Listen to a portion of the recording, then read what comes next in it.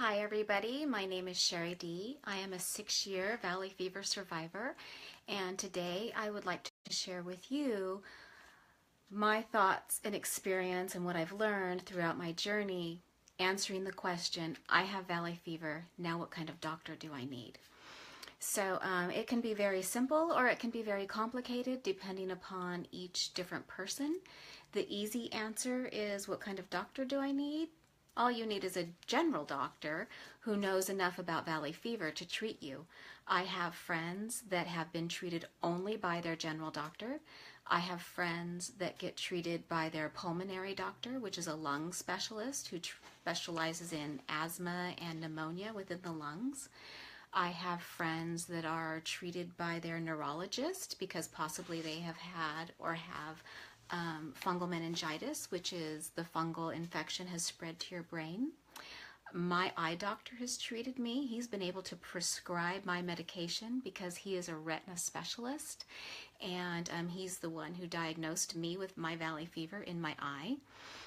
But normally, most will see an infectious disease doctor, which often has to be, you have to have that be referred by a general doctor or another doctor to an infectious disease doctor in order to be covered by your insurance. And thank you, Jeff, for joining us. So as far as what doctors that you can use to help you treat your valley fever, it will vary from case to case. And what I have found is that as long as your doctor knows about valley fever and how to treat it, then you've got a good doctor, and especially if they're willing to listen to you. Which is why brings me to a small point. I come to you all today with no makeup on my face because oftentimes when we women go into the doctor trying to tell them, hey, we don't feel well, something's wrong, if we look great, they don't believe us. For example, my infectious disease doctor, I had asked him years ago for a handicap placard because it's very difficult for me to walk from the car to a building in the heat, or, you know, if it's an event, I don't have energy for the event by the time that I've had to park and walk. And, you know, I'm not crippled by any means at this point, thank goodness, but it's very difficult for me to walk from a vehicle to a building in the heat or the extreme cold. And so what my infectious disease doctor said to me when I asked him for a handicap placard, he said, well, I can, you know, give you one, but if you go in looking like that, I don't know. And so he didn't give me one, and I suffered for a few more years. And then 2 years ago, I went into my general doctor, and my blood pressure was through the roof. I hadn't been feeling well, and I looked much worse than this. I didn't have any makeup on, and I was just, you know, when we're tired, we don't look good. And I asked her if she would give me a handicap placard, and she did. She granted me a handicap placard, and I was so emotional over it. Tears just started streaming down my face, and the medical assistant said, are you okay? Are you okay? And I said, yes. I said, you just don't understand how long I have been suffering. And my husband suffers too, because he has to worry about me when he drops me off somewhere. He has to go park, and I have to stand there alone. It's worrisome for him, you know, and the more that our loved ones have to, or the less that our loved ones have to worry about us, the better. And so I dropped a piece of paper. Excuse me, I want to pick it up because I want to read this. I'm back. I want to read this. I have a list here of blood work. So if you only are working with your general doctor because he or she has diagnosed you with valley fever, I have the blood work up because I just had my blood checked last week that my infectious disease doctor does on me every 3 months. So I thought I wrote this down for you, and I thought I would read it. So you can write this down. If I go too fast, you can always go back and rewind this. And I will post this on my YouTube channel, Sherry D Shares Wellness. So this is, again, what my infectious disease doctor checks me for every 3 months. Under the category panels, he checks comp metabolic. And there's a little box there that says fasting or not fasting. I usually try to go in fasting because it's a better count, a better look at your health. But this last week I forgot, and I ate a few pretzels because I was feeling nauseous. So that shouldn't rate too bad. And that's mainly going to show us our blood sugar level. And so the comp metabolic code is 80053. And then under the hematology section, he marks CBC with auto diff, I imagine that's difference, DIFF, 5-part. The code is 85025. And then under chemistry, he marks capital THS. I don't yet know what that stands for. I'll do another video someday just on blood workup, and I'll show you my blood workup.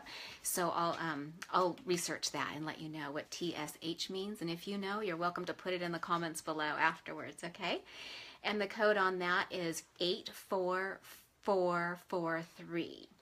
And then my infectious disease doctor adds in an itraconazole level. Itraconazole, I call it itraconazole, but I guess it's itraconazole, which is the generic name for Sporanox. I'm currently on that drug. I've been on that one for 3 years. I was on fluconazole for 3 years, and it was too hard on my hair and nails and body, so my doctor was nice enough to switch me. So he tests the itraconazole level in my blood because it has to be a high enough dose to go over the reach into the central nervous system so it can treat my eyes and my brain. So if the dose is too small and it can't reach the central nervous system and we have it in our eyes and brain, then we're not getting enough medication and they need to higher the dose. And with my specific medication, the itraconazole, it needs an acid base when you take this medication, so the acid will break down the medication so your blood can absorb it. So I take it with either coffee. I drink my coffee black, and I use an organic coffee. Thank you for joining me, Melissa. I use organic coffee, and I use hot lemon water. I'll use an orange, but I try and stay away from orange juice because that has too much sugar. And but the lemon water is really good because then you're getting two things good for you. Okay, and then the most important thing that your doctor should check for is the Coxy serology test, and that goes to UC Davis. Thank you for the likes. That goes to UC Davis in California, and that test takes 3 weeks. That's where you'll get your titer numbers, is the Coxy serology test. So if you're working with an infectious disease doctor, he's going to know that right away. But if you're just working with a pulmonologist or a general doctor, they may not know that because there's shorter tests, but this serology test is a 3-week test, and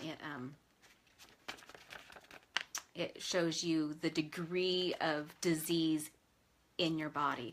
Anything under a 1.0 is pretty good. If you're 1.32 or higher, you're most likely disseminated like I am, which it went into my eyes and a little in my brain. So that's good to know, and I'll talk about that more on the other blood work video. We can go into the titers, so that way I can just sound a lot better. Excuse me while I get rid of that.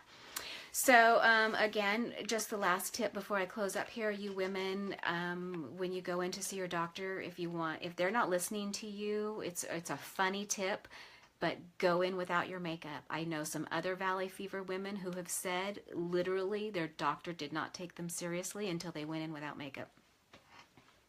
It's a weird world we live in. I choose to look good and act happy and bubbly when I'm out and about because that makes me feel good, and when I feel good, I feel healthy. So that's what I do. And that's my blood workup. I will get it in 3 weeks, and I will go ahead and pop on here and tell you all how I did. I hope my liver's looking better. I was doing a wellness approach for about a year that was causing too much detox on my liver. So when we do detox protocols, we do want to be kind of careful that we don't do them too much at once. Okay, because we want to take good care of our liver. So everything that supports the immune system and your liver and your kidney is always a good choice in our diet choices and our supplement choices. So bring them on camera. Bring them on camera. Yeah, we will. We're gonna bring. I have a hope to do some in interviews. Brain fog. Valley fever. Thank you for being patient when I do that, because I'll do that a lot, you'll see. But yeah, I want to do some interviews on some people who've had even fungal meningitis and just near death, and I want to also maybe interview doctors. I thought that'd be really cool too. So anyway, thank you all for joining me. Feel free to share this as needed. What kind of doctor do you need when you have valley fever? Sometimes you only need your general doctor, as long as he's a good one and he knows what tests to order, and he knows that when you're newly diagnosed with valley fever, you should be on at least a 6-month to a 1-year drug therapy. Anything less than 6 months when you have valley fever is very risky.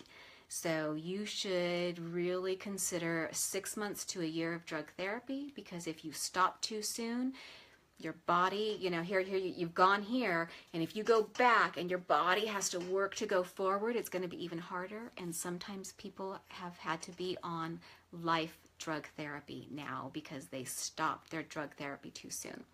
So thank you for joining me all. I rock my blue because it's the Valley Fever awareness color. And remember, everybody, drink your water to be healthy, okay? Have a great day. Stay tuned, and we'll see you again. Bye.